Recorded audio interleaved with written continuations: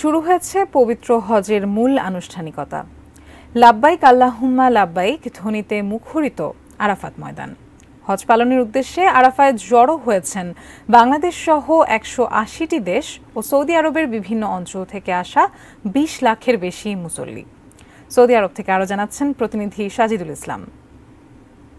আপনি যেমনটি বলছিলেন, হাজিরা কিন্তু আগামীকাল এশারের পর থেকে কিন্তু মিনার উদ্দেশ্যে রওনা দিবেন এবং ওইখানে কিন্তু তারা এক রাত উদযাপন করবেন এবং রাত এবং দিন উদযাপন করে পরের দিন ফজর নামাজ পরে কিন্তু তারা আরাফাতের ময়দানের উদ্দেশ্যে রওনা দিবেন। আরাফাত ময়দানে পৌঁছা মানে হজ।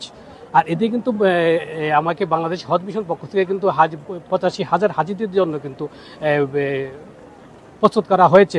কিন্তু এই প্রথমেই মিনা তাবু ময়দানে কিন্তু ৫টি জুনে কিন্তু ভাগ করা হয়েছে এবং এই প্রতিটি জুনে কিন্তু আবার ৪টি বিভাগে কিন্তু তারা আসলে সার্ভিসের জন্য কিন্তু প্যাকেজ ঘোষণা করেছে।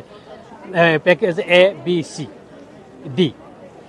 এবং আমি ইতিমধ্যে কতক্ষণ আগে আমি দেখলাম যে মিনা, মুজদালিফা, আরাফা এবং জামারাতের জন্য কিন্তু বাংলাদেশের হজ মিশনের পক্ষ থেকে কিন্তু তাদের ম্যাপ কিন্তু যেটা মাত্র মানচিত্র এবং তারা কিন্তু আসলে তৈরি করেছেন এবং তারা কিন্তু প্রতিটি হাজিদের কাছে কিন্তু এটা বিতরণ করছেন, যাতে করে মিনাতে বা মুজদালিফায়, জামারায়, আরাফাতের ময়দানে হাজিরা হারিয়ে গেলে যেতে তারা সহজেই বাংলাদেশের তাবুর মধ্যে ফিরে আসতে পারে।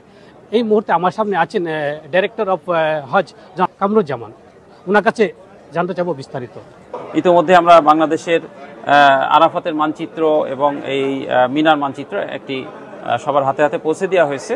তো এই মানচিত্র দেখে আমরা আশা করি যে যদি কোনো হজযাত্রী যদি হারিয়ে যান, তারা মানচিত্র কাছে থাকলে খুঁজে ফিরতে পারবেন। এখানে বাংলাদেশের পতাকা দেওয়া আছে, বাংলাদেশের ম্যাপ দেওয়া আছে।